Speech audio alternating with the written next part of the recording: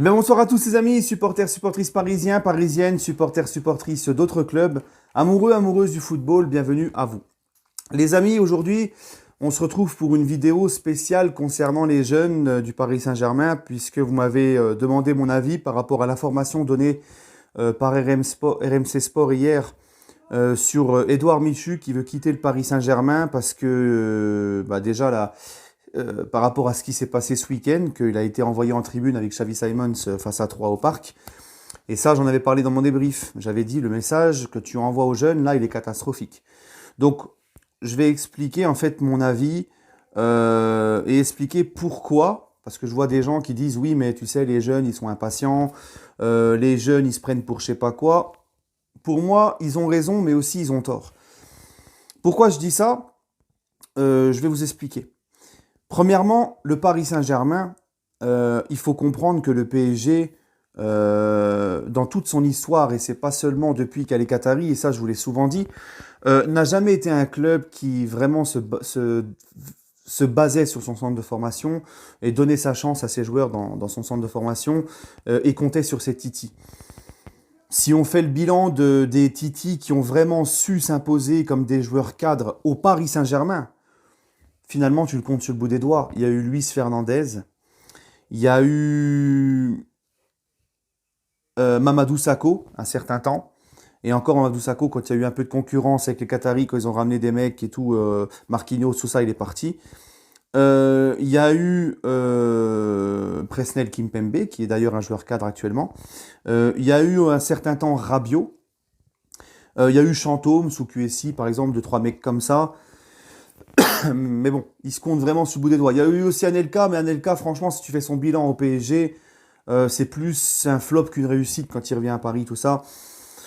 Ça se compte vraiment sur le bout des doigts. Et pourtant, en région parisienne, il y a énormément de mecs qui deviennent professionnels, qui passent par le PSG ou ailleurs. C'est un gros vivier, la région parisienne, pour les joueurs de foot. Maintenant, les gars, donc ça a toujours été culturel chez le PSG. Ça a toujours été dans son histoire. Les jeunes, en général, c'est pas ça qu'est ça. On ne fait pas trop confiance. Voilà. Le Paris Saint-Germain a aussi une équipe où tu as beaucoup de joueurs actuellement, où tu as des joueurs qui ont des gros salaires, des joueurs qui sont qui sont des joueurs quand même confirmés. Donc à partir de ce moment-là, tu sais déjà que c'est compliqué de donner du temps de jeu aux jeunes. Hein, on va pas sortir de Saint-Cyr pour comprendre ça. Ensuite, les amis, on sait qu'il y a eu des jeunes, par exemple, Michu, moi j'aime bien, ça, et Simons aussi, j'aime beaucoup. On les voit les qualités de ces deux garçons-là, et j'en ai déjà parlé. Malheureusement, on ne peut pas savoir à l'heure actuelle, là, on ne peut pas savoir si vraiment, parce que tout le monde dit c'est des cracks, c'est des machins, mais attention à ça. Parce qu'on ne peut pas savoir si ces mecs-là, s'ils auraient suffisamment de temps de jeu, on ne peut pas savoir si ils exploseraient au PSG et s'ils auraient les moyens de s'imposer au PSG et si c'est vraiment avec des mecs comme ça que tu peux aller gagner une Ligue des Champions. D'accord? Malgré tout le talent qu'ils ont. Je prends comme exemple, par exemple, Nkunku et Moussa Diaby, pour ne citer que ces deux-là. Nkunku et Moussa Diaby sont des jeunes qui, lorsqu'ils ont joué à Paris, il faut être honnête, lorsqu'ils étaient au PSG, ils ont eu quand même du temps de jeu, tout ça dans la rotation. C'était pas extraordinaire. Ces mecs-là ne te sautaient pas aux yeux en te disant « Pouah là là, c'est des cracks de ouf, ils vont peut-être même pouvoir s'imposer ». Tu savais que c'était pour la rotation et c'était vraiment pas extraordinaire. Ils sont partis ailleurs et ils ont explosé. Parce que aussi, il faut voir aussi le contexte.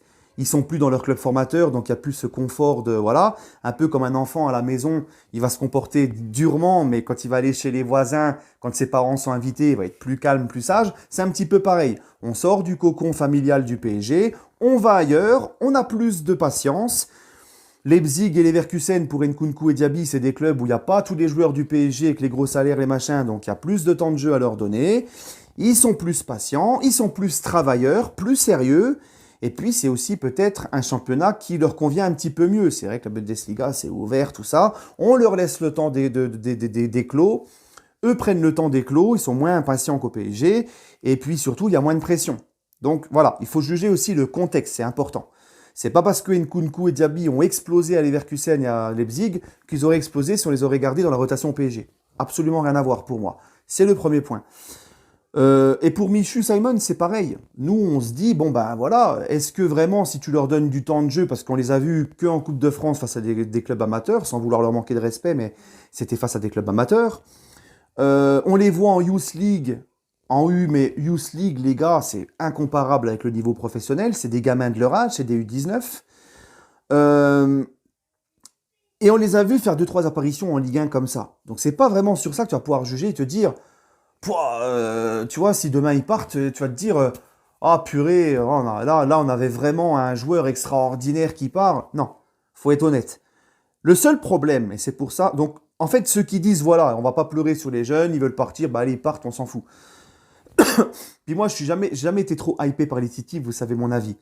Le souci, le problème, c'est que le club gère mal cette situation. Pourquoi? Parce que le problème du club, c'est que en fait, ils font des promesses à ces jeunes qui ne tiennent pas. Ils leur promettent du temps de jeu, alors qu'ils savent très bien, comme je vous l'ai expliqué au tout début, qu'avec les joueurs que tu as, ça va être compliqué de te faire jouer. Ils leur promettent du temps de jeu qu'ils ne leur offrent pas. Et là, bah, je suis désolé. C'est contre. Là, on est champion depuis 2 3 semaines. Il n'y a plus de Ligue des Champions à préparer. Euh, Pourquoi tu mets ces jeunes en tribune? Pourquoi tu n'en profites pas contre 3 au Parc des Princes pour leur offrir ne serait-ce que 25 30 minutes de jeu? Non, carrément les mecs en tribune. Alors que tu pourrais très bien essayer de les mettre un petit peu plus dans ces derniers matchs pour voir un peu ce qu'ils valent. Tu vois? Donc oui, le club a quand même fait quand même pas bien les choses.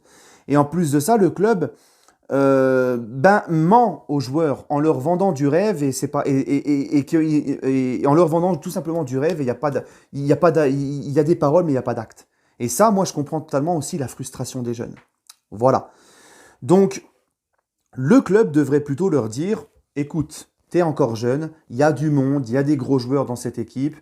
On a l'ambition de gagner la Ligue des Champions, c'est encore jeune, t'es pas encore peut-être au niveau même pour la rotation. Écoute, ce qu'on va faire, on va te prêter 2 ans, et si vraiment t'exploses, tu prends de l'expérience, t'exploses, tu reviens. Tu vois ce que je veux dire? Ou sinon, tu leur dis clairement, écoute, bah, on ne peut pas rester, tu pars. En fait, il faut être franc avec eux. Le problème, c'est que le club leur promet des choses qui ne tiennent pas. C'est ça le souci. C'est vraiment ça le souci.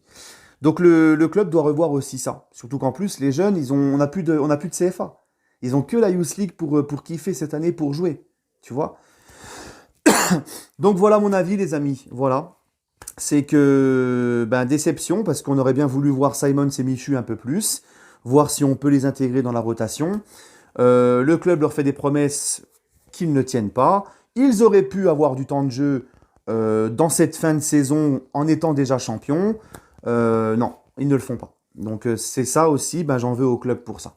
Voilà les amis, mon avis sur les petits jeunes. Et puis finalement, bah, tu comprends que Michu... Parce que je pense que Michu et Simon, c'est pas comme Tanguy Kouassi, par exemple, qui se barre, qui a eu beaucoup de temps de jeu, Tanguy Kouassi sous Tuchel, et qui se barre en disant, moi je pars pour le projet sportif, le machin.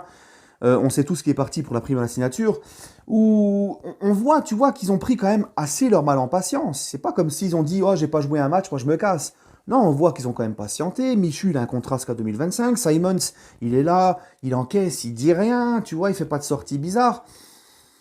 Donc on aurait aimé voir, on aurait aimé... Voilà. Bref. Allez les amis, écoutez, prenez soin de vous. Donnez-moi votre avis en commentaire, n'hésitez pas. Prenez soin de vous et allez Paris. Et on espère vraiment beaucoup de changements sur plein de domaines. Hein, tu vois, même la gestion des jeunes, les promesses pas tenues, tout ça, faut que ça change ça aussi. Prenez soin de vous les amis et allez Paris.